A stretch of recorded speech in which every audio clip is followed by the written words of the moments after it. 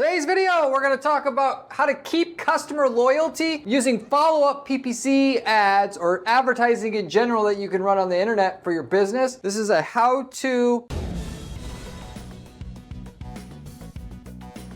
to keep your customers or clients loyal or more loyal than they were before using paid ads, okay? So the nuts and bolts of this basically is you expect customers to be loyal to you just for the sake of being that you're such a great company and everything else, and you offer a great product or service. What I'm telling you in today's environment is it is not good enough to just do that. That's the bare minimum. You need to do more than that if you expect customers to not run off to another competitor, just having even a whiff of a better deal with somebody else. People don't care about you. They don't care about your company. So you got to do more than just offering a good product or service. That said, you can offer a lot more with not too much more money in your business. It's certainly not more than what it costs or what you're going to get back in return in terms of increased revenue per customer from having the increase in loyalty you'll have by adding a little bit more value to your customers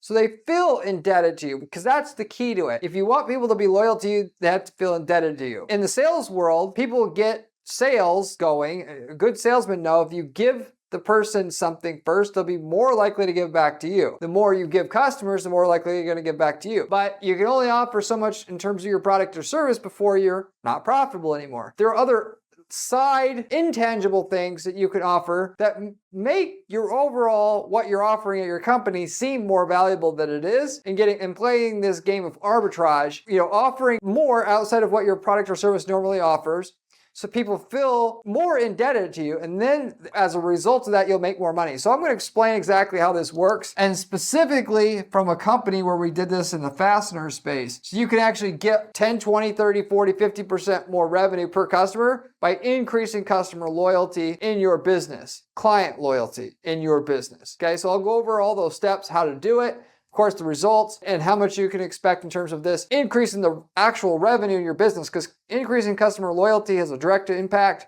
on revenue and profit, and anything you can do that you can do to increase loyalty, you should generally do, as long as it's not going to cost you more than what you're saving. And what I'm going to go over with you here does. So before I get into the content though, if you do not know who I am yet, I am Corey Zyman, owner of Guaranteed PPC, an online advertising agency that specializes in guaranteeing results for their clients.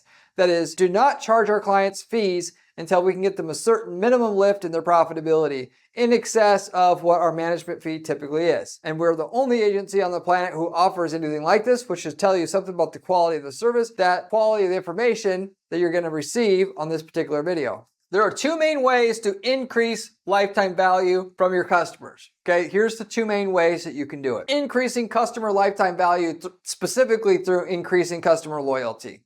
All right, you can either A, create a better experience by interviewing your customers. When I say experience, I don't mean just making the product or service higher quality. If you're going to increase customer loyalty, you got to have a good quality product or service, but you can only offer so much for the price that you're charging. So where, like I mentioned earlier in the video, where there's an opportunity is to take the wraparound of whatever you do, how you deliver it, what goes along with what you offer, to give more perceived value than what you actually are delivering in terms of what it costs you, and then you will increase your customer lifetime value and increase customer loyalty to get that increase in lifetime value of a customer through it. And so you interview your customers and you find out what people thought about their experience, good or bad. You can read your customer testimonials and get this, but for the most part, you're not going to get nowhere near the accurate level of data that you'll get by doing a customer survey or interviewing 100 customers. Why did you buy? Then similar to that, interview people who did not buy, that reached out and asked a question. Why did you not buy? Why? Because you can take that information and make your service or product so much better. A lot of times it's just simply, oh, I asked a question, I did not get a response for 2 days. Or I bought the car, but I was expecting that, it would come and it would be delivered to my house and I had to go to the car dealership. I didn't want to do it. I would have really appreciated that, or to my office or whatever. So you get this little set of information on how they would have liked to get the product or service, then you could change the delivery of the product or service to include that. So that's one way to increase customer loyalty. Why? Because your competitors probably won't do that, and that's what you know is that people are asking for. So naturally, they're going to have more loyalty because they know they can only get it through you. You differentiate yourself to increase customer loyalty. That's the first way you do it. The second way you do it is you be ever present through running advertisements, push emails, email marketing, text message marketing, physical mail that you send out to your customers or clients, phone calls that you make to customers or clients. And when I mean be ever present, I mean communicating information to your customers or clients that's going to help them, because producing information will generally cost you less than what the perceived value of it's going to be. And that's the greatest arbitrage opportunity you have to increase customer loyalty in your business. And I'm going to explain how this specifically works here. The main thing you want to do if you're going to implement this being ever-present system that I'm talking about that will absolutely increase customer loyalty, and it'll get you people to buy more from you and leave less, which kind of go hand in hand. The saying is that I always say, you can't improve what you can't measure. In order to justify spending, let's say $100,000 a year for a content manager who can constantly put out content that you know your customers or clients want from your industry, that you put it out to increase this loyalty or perceived value of your product or service so they stay loyal to you, you can justify it because you know there's an ROI there. All the time, when I have people reach out to me at my PPC agency, I say, and right in the initial interview that I do with them, how much do you make from a customer? And generally speaking, unless they only sell something to one person one time and that's it, that is, they never sell to anybody more than once, they have no clue what it is. They don't even have an estimate of what it is, and this is 95+% of the time. It really drives me crazy, I would say, because how the hell are you making decisions in your business to market your business when you don't even know what you could pay for a customer because you don't even know what an average customer spends? The guys who got this figured out and got it down to a science is people in the software as a service industry, because they got to understand how to scale their company. They can't do that well. But when you're asking your typical, let's say, brick and mortar mechanic shop or home remodel or whatever, doesn't matter. They don't really know what a customer earns them. And then I say, and the other thing they say is, it's all over the place. Some people spend this, some people spend this, some people spend this. Yeah.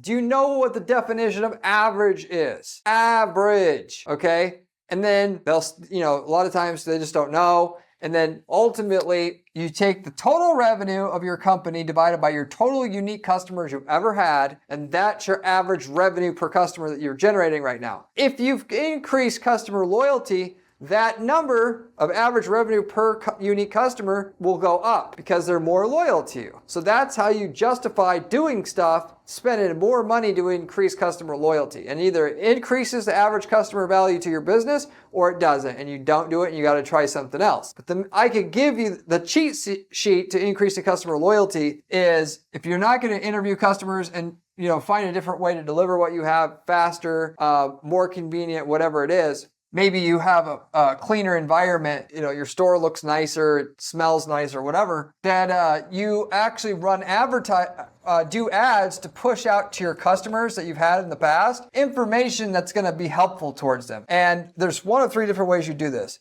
The first of which is you put out content on LinkedIn, Facebook. You can run display ads through AdRoll. You can get an ad that has content that gets in front of just these customers that you've dealt with in the past that are going to see it, which is very inexpensive. It costs a fraction of a penny to have a banner ad or a Facebook ad show up for somebody that has content on there they would really appreciate. You're talking about, unless you have, for a customer list of 100,000 names, you could get in front of all these people on a regular basis for like an extra $1,000 a month in advertising costs. The expensive part is making the content itself, because that takes somebody who's good at writing, of course. But you make this content and you get it out in front of them on a regular basis. We're talking weekly, if not monthly at the very least. And in that content, you can put new popular product updates. Here's a product that our customers are most commonly buying, which is helpful in a lot of markets. Like if you're selling to businesses, you sell to just pool contractors that build pools. I want to know what's the hot new product that everybody's buying. You've got data that I value. That is, what other contractors are buying. I want to know what they're buying.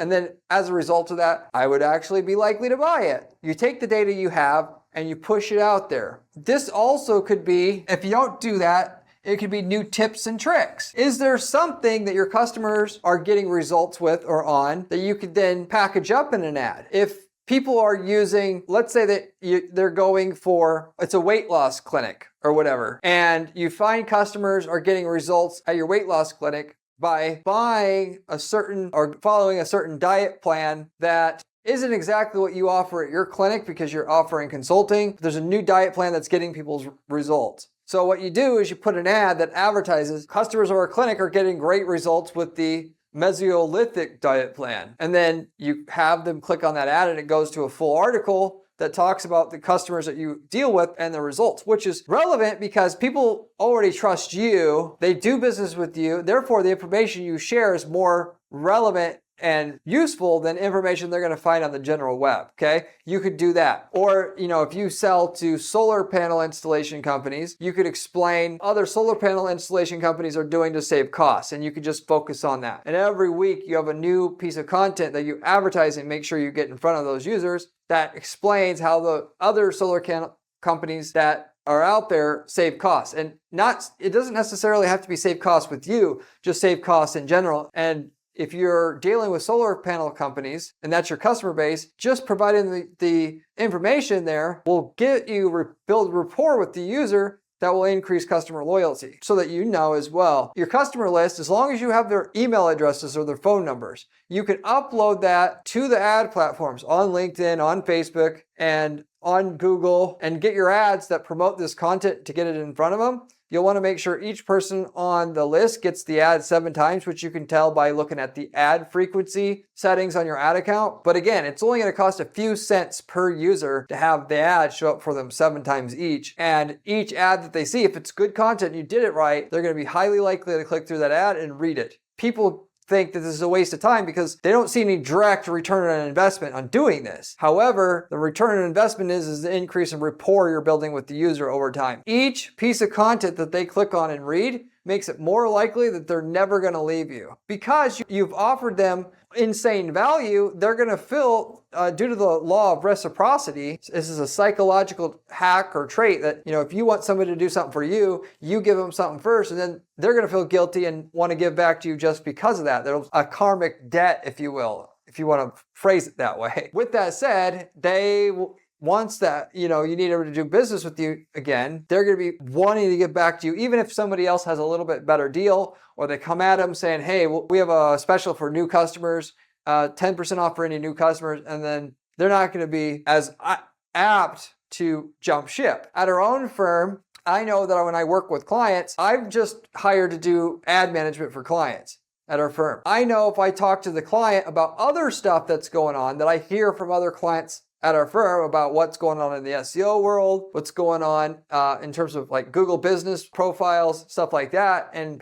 stuff that people are making big mistakes with. And I communicate that to the client through emails that I send out, on the phone calls, mentioning it. It takes me almost no extra money to do that because I can send that same message to all my clients. The clients are actually going to stay with us longer because they're getting that extra value, and I have a tremendous amount of leverage. The amount of money it takes to put that content out is minuscule compared to the value I'm giving out to the users that see it, and therefore giving it back to me in terms of decrease in customer churn in our firm. So that's just like another way to look at it. Or you can do customer trends. Basically, if all the customers you deal with, going back to the solar panel company, they're all doing things this way now, then you can mention that in your content. So it's a little bit different than the tips and tricks. Because for the tips and tricks, you could say, here's some tips to get a solar contract. Or if everybody's doing a certain way in terms of installing the solar panels, you could say, this is what everybody's using. But you can kind of group everything I just mentioned here into 2 basic groups. Either you're going to talk about what customers are doing in your firm or what your customers are doing as a whole in terms of their commonality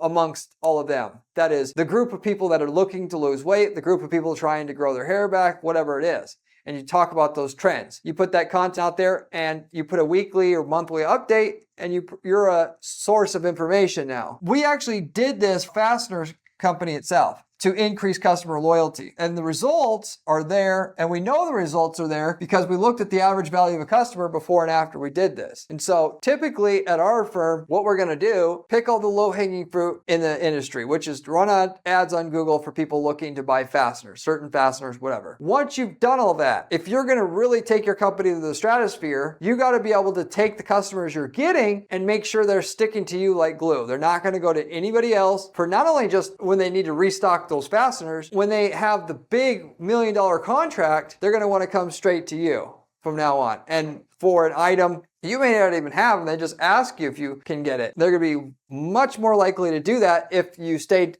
in contact with them between the time that they initially bought XYZ thing from you and the time that that contract is up, but they need to have a vendor for it. And so before I get into the results on that, which got people to buy more from them, and it got people to not buy and leave to go buy from someone else at a lesser amount of time, because we built up a little community targeting some of the main industries that they deal with that buy fasteners from them. Solar industry, manufacturing, and so forth, okay? That said, okay, if you have any questions about your specific industry, leave me a comment below. I get back to every single person who leaves me a question or comment on this channel, usually within 24 hours time. Beyond that, if you want to have somebody build you a campaign like this to advertise content that you can hire somebody to make the content and then help blast it out to all your customers, so you get the massive increase in customer loyalty that jacks up the amount of revenue you're getting from the same amount of customers you have now or the same amount of customers you get in the future, reach out to me at guaranteedppc.com. I'll be more than happy to have a conversation with you about the topic of doing that, and we can estimate how much results that'll get you and what we could guarantee for you along with it. We as a side can actually offer you a template if we have it for your industry as well. We've worked in over 100 plus niche markets in the last 10 plus years of running this advertising firm. And with that, we started selling, like if you're in a plumber, we've already worked in the plumbing space, we could sell you the winning ads, landing pages, campaign templates, all of it that work for the plumbing space real well already. You copy paste that into your ad account and get the same results we're getting without having to spend the millions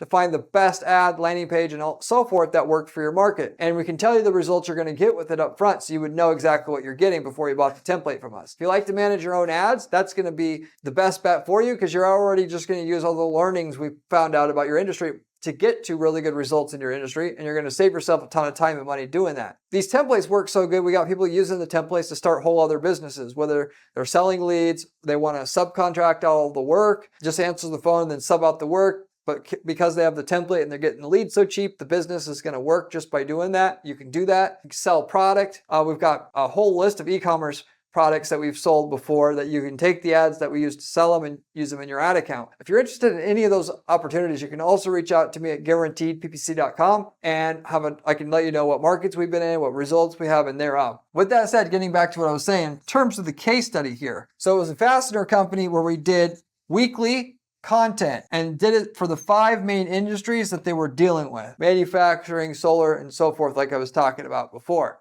They hired a full-time content person. That's all they did was make content for this particular campaign that we're running, and then to promote an email. I recommended they send it out in the physical mail too. They never did that. Why? Because people take what they get in the mail a lot more seriously than what they get through email. But email was already very productive. A lot of people clicked through the emails. They liked it because that content was catered to the industry and regarding the information about what they need in the fasteners world and installation and understanding what things that are going on that they're going to need to know in the future. Nobody else put content out like that. And so every week the new piece of content would come out. I would blast it out in all the places where we could upload that email customer list: LinkedIn, Facebook, also on Google, because we had enough lifetime spend on there. If you spend at least $50,000 through your Google Ads account, you can advertise and upload an email list to run on the display network. So basically banner ads that'll run on millions of different websites that potential customers would be on. We can run ads through demand gen campaigns. So you're basically going to run ads to those customers while they're in their Gmail accounts. Also on YouTube, we can advertise to them while they're watching YouTube videos and have video ads show up for those certain people watching those videos that advertise that content and drive them to that article, all driving them to that article. With the key metric that we're using to judge their success is, did they click through the ad and get to the article? But secondarily to that, did they get to the article and did they request for a certain audit or to get a bit more personalized advice, which is the way that I recommend you do this. So you can get real leads from doing this, not just do it and then expect the customers are going to be more loyal. Yes, you can do that, and you can tell what your average revenue per customer is after you do it to justify and offset the cost of producing the content itself. But like, for instance, if we were talking about a certain installation technique that you're going to need to know because things are changing, we had a thing at the end of the article that we're driving into that says, talk to an installation expert about your concern. And then that would take them to a salesperson, which would be able to consult them on the changes that are going on. And then that would turn into an actual sales call towards the end of the call. So, and then we set up the tracking to optimize for those form submissions and all the ad venues that we're advertising, but that was pretty much what we did. With all that said, the main way you judge this, though, don't get held up in, oh, it's not producing leads right away, because that's not why you do it. And this is actually why it's going to work, because your competition are going to be so short-sighted. They only want to do stuff that produces leads right away. They don't think about social media marketing and actually building a tribe of people who look to you for advice, if you will. That'll buy more from you and leave less. We had a 19% increase in customer lifetime value. That is total revenue divided by total unique customers after 36 months of starting up this program. So it's going to take a while for you to get a measurable increase doing this. And that 19% doesn't sound like a lot. This company was already doing about $5 million a year in sales. And increasing the revenue you're getting from each customer by 20%, you going from $5 million to $6 million on the same amount of advertising budget, roughly speaking. I mean, like I said, it's a fraction of a penny to have an ad show up for somebody. And so on a customer list of over 10,000 names, we're spending $500 a week in advertising costs to get out in front of all of them on all the platforms. So we're spending a couple grand a month total for advertising spend to get in front of all these people consistently and ongoing. And then you have a content manager person who's making 80 grand a year for a good one, okay? So we're looking at 100 grand a year in cost, hard cost, between the advertising and the content manager to produce another $1 million a year in revenue. So it's got a 10-to-1 return on our ad spend, in essence. That right there should show you what the power of doing this actually is. You just have to figure out what it is that is your angle. Are you going to share stuff about your current other customers? And is that going to be enough to get people to find value in excess of what it costs you to produce it in your customer list? Or is it you're sharing stuff about the customers that are like them as a whole that are not your customers but are getting results outside your business that you can speak of that don't necessarily tie into your solutions, but could provide a resource to them. Ultimately, it could be,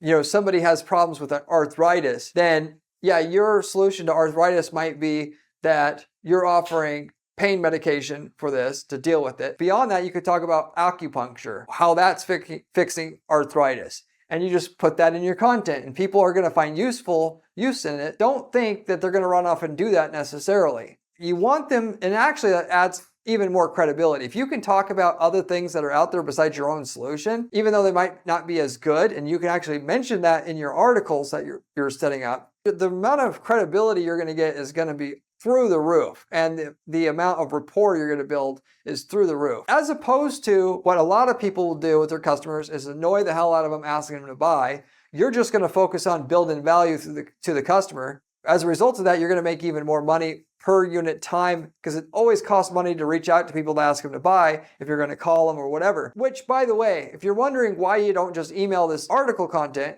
that's what this particular client in the fastener space was doing before we ran the ads. I said, hey, you're doing this. We should be running these ads all over the place. And so with that, what I say all the time to my clients is, if anything you're doing through email works, it'll work 10 times more running to the same people that you email. Because if you look at your email open rates, only in a good email sequence that you have, you're only going to get 20% of people to open it. A lot of the emails just never get there. They're going spam, whatever. And that's why. Anyway, you use ads because it's going to supercharge the process. If you're going to spend all that money to put the content together and not fully exploit it through running the ads, then you're just shooting yourself in the foot. You're not getting real kind of return you want. But when you hire a content manager and you blast it out to all your customers and you guarantee they see it, because no matter what site they go on, your ad's going to run there, you've got a really, really good opportunity in front of you doing that. Which, by the way, if you want some tips on how to run those ads successfully to your customer list, you should definitely go to my channel homepage and see a lot of my other videos, because I talk about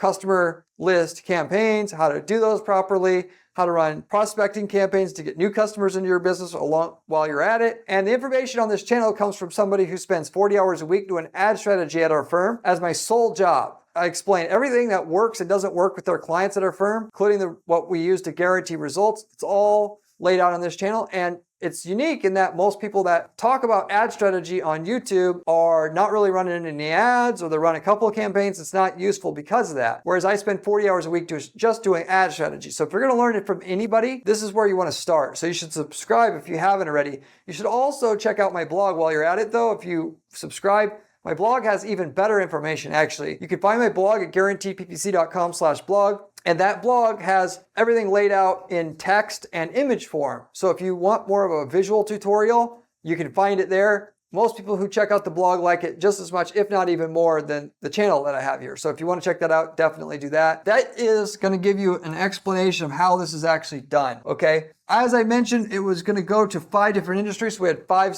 different segments. We segmented their customer list depending on what industry they were in. And then the content would be varied based upon what industry they're in. It was 5 industries. If the person could produce 1 article a day that was in charge of writing all the content, they would write the article for the manufacturing people one day, then the solar people the next day. And it just kept going down the line so that each person would at least get 1 article a week, which is plenty. You don't need daily content, even though that would technically work pretty good. Once a week is already good to build up a massive amount of loyalty from your customers by putting content out like that. If you want to know why you're also bottlenecked with your results in terms of growing the revenue at your company, you should reach out to me and consider doing a 30-minute coaching session where I can look over all your stuff, your ads, your pricing strategy, your landing pages, your website, and I can, with 95% confidence, tell you where the main bottleneck is in your business stopping you from growing your revenue, given that I've had people just do this with me since I started to just do coaching a few months ago, and every single person who's reached out to me, I was able to spot it, and these people are coming back for more coaching sessions as soon as they have one. I'm good at this now because I talk to business owners and we have to grow their sales as our main job here. And I listen to what works in other parts of their business. We see what the bottlenecks are. And I've done this with hundreds of companies now. So the chances are good that I'm going to know how to exactly do that in your space because I'm going to compare it to what other companies in your space are doing already. If you're interested in that, you can also reach out to me at guaranteedppc.com. It doesn't matter, by the way, if you're an agency. I've been helping other agencies out, doing coaching calls as well. Beyond that, that's pretty much everything I wanted to share in terms of keeping customer loyalty high or maxing it out. Content is usually the key. Otherwise, you will go broke trying to increase the product or service quality because people will only pay so much. Generally, it's better to have the best quality product or service in your market and charge more to get customer loyalty to be high, but you still only have your limits. Information that you can put together and send to all your customers has much more leverageable. Do things that way to increase customer loyalty, and which is why I wanted to put out the information I did for you here in today's video. So with that said, I'm going to wrap it up with that. Thank you very much for watching, and I'll see you in the next one. Remember when I said lifetime value, LTV, was important during this video? Well, this video here tells you how to do it